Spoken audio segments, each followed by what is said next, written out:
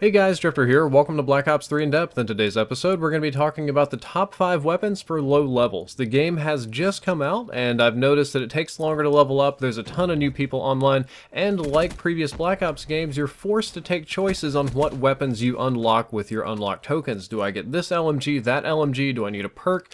And weapons, of course, are what we think about in Call of Duty games. So I wanted to talk about the top 5 best weapons that you get early on so that you can spend your points wisely. These are not the best guns in the game. I know that you get much better, much more awesome weapons later on. These are just the best sub-level 20 weapons, and the stats are not complete. I am gathering stats for Black Ops 3 In Depth. Weapons reviews are coming, but we're a couple of weeks out, so I'm not going to be showing a lot of hard numbers because I don't want them to be inaccurate. I don't want to make a goof up, and accuracy is always better than speed or quantity. So let's start off with weapon number 1, and that is the Kuda. This so far is my number 1 favorite weapon in Black Ops 3, period, and it is the only SMG that can 3-shot kill somebody. That's both via my experience and in the beta stats. Now, the Pharaoh SMG was not in the beta, but the beta stats were largely untouched as far as I can tell, and this is the only one that can 3-shot kill up close. All of the other SMGs are 4-shot kill as far as we're well aware, but it kills quickly, not only up close, but at medium range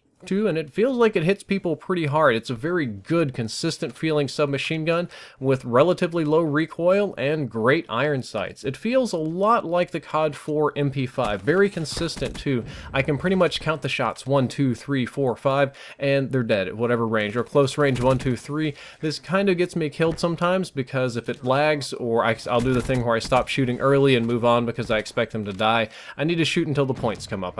Somebody gave me that advice, and I kind of need to stick to it. The weapon does have some weaknesses, and number 1, because it's an SMG, it's weak at long ranges. It just does not cooperate at long ranges. No matter how much I tried to challenge assault rifle users at anything past medium range, I do not have a hope.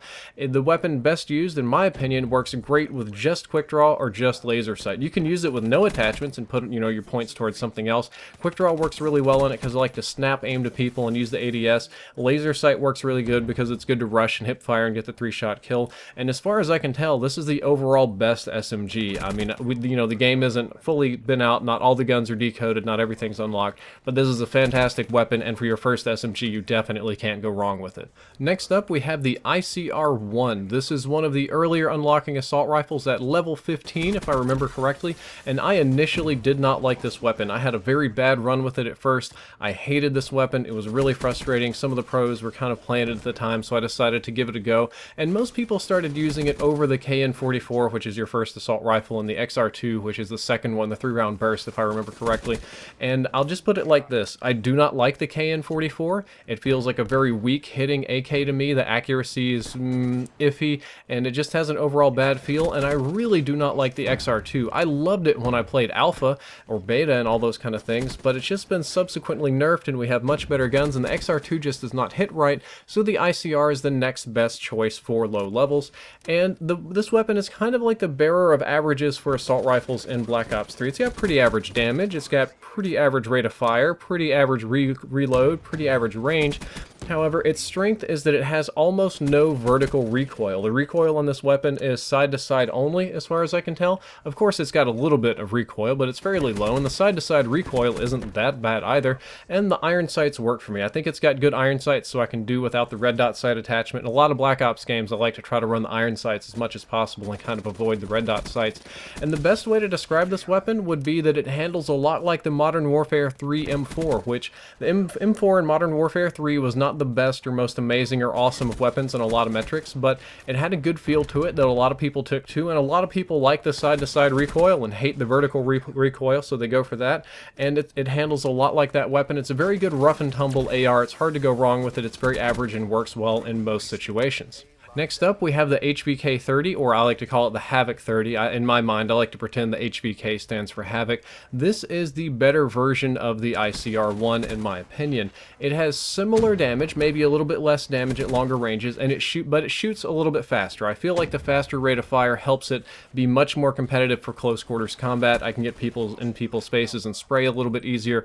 I'm much more comfortable challenging submachine gun users with this weapon, and the recoil is almost entirely different. It has a lot less side-to-side recoil, it has mostly vertical kick, and overall it has one of the lowest amounts of recoil or kick or whatever you want to call it for assault rifles, and tends to be very accurate. This was true in the alpha, this was true in the beta, this has been true pretty consistently. The gun hasn't been changed very much. It's an accuracy AR, and the overall handling, damage range, all that kind of stuff, since we do like to compare to past Call of Duty games, is very similar to the Modern Warfare 2 ACR, if you remember correctly, which had godly accuracy, really good handling, and a lot of things. It just wasn't so great in the damage department. It wasn't bad in the damage department, but it just wasn't great, and this one is kind of the same. The damage at long ranges isn't spectacular. I do feel like it's kind of a hit marker machine, and I have to shoot people a lot to kill them, and it's accurate, but it's not quite accurate to be a super long range AR. It doesn't quite do kind of like the M8A1, but I do feel that the iron sights on this one could be a little bit better. It's a little bit weak in that regard too. I prefer to run it with red dot sight. I'm running it with stock, just with no attachments in this gameplay. Red dot's a little bit better, but irons are usable. I feel like the foregrip can definitely make a difference on this gun because it makes it much more accurate. Or I haven't done all of the grip testing yet, I confess, but just personally by feel, it feels more accurate. So we'll go with that for now.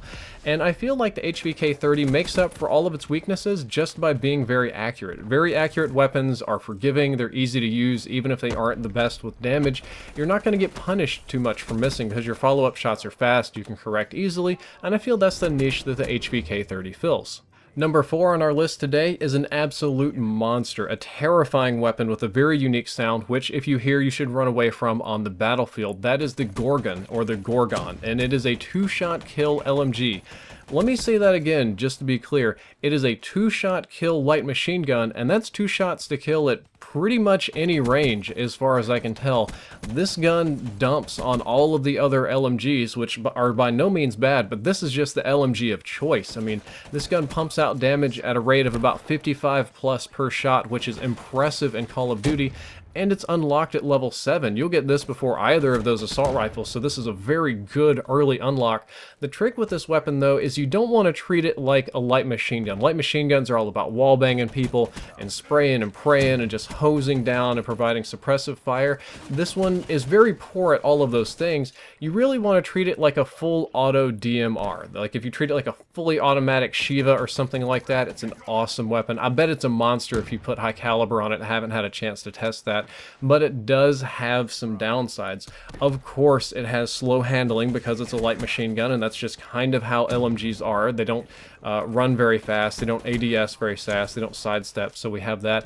It has a super slow rate of fire. You'll see it on the map, just pop, pop, pop, chug, chug, chug, chug, really slow. I did a quick measurement, and it appears to be about 400 RPM, which is a super slow rate of fire for any weapon. That's like semi-auto sniper kind of max rate of fire. It's pretty bad. It's oddly terrible at wall penetration. For an LMG, you think you could wallbang people really easily and kind of blow them up and punch through walls.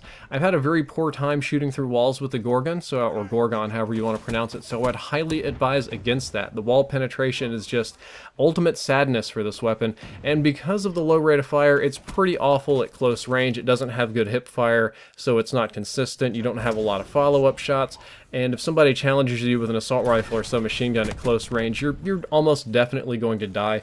The weapon is very dependent on your setup, and by setup I mean how you position yourself on a map. If you're playing an old school map like Havoc, which is the gameplay you're seeing right now, and you position yourself in head glitches, if you play conservatively, if you set yourself up really well, if you know where the enemies are going, you can chew through them with this weapon and punish them because it's a monster, but it's not very good if they get close to you. It has very good iron sights as far as I'm concerned, no need for a red dot sight, and the recoil is surprisingly good for such a high damage weapon as well. I don't think you're going to need a grip, and I don't think it's going to be hard to aim with. Lastly, in today's episode, we have a ringer weapon for number 5 best. I'm going to go with a launcher, and I'm not doing it just to troll people, but the XM53 is a fantastic launcher. It is a super easy to use anti-kill streak weapon. It draws very quickly. I mean, you hit triangle or Y or whatever, you can pull out this launcher very quickly. It locks onto kill streaks very quickly. The rockets fly quickly. They always hit the streaks. They track well, and it can be dumbfired like an RPG if you just have to blow people up if you're desperate. I don't don't encourage doing that, but if somebody catches you with your pants down, it can work.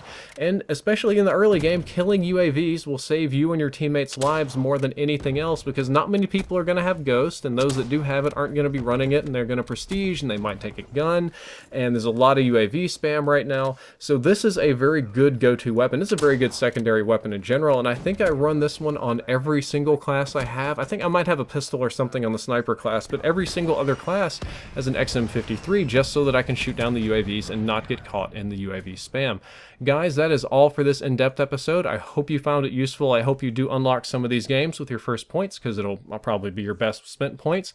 The previous episode was on Exodus wall run spots. The next episode is going to be on Havoc wall run spots. And as always, if you enjoyed, don't forget to like, favorite, and subscribe. Drifter out.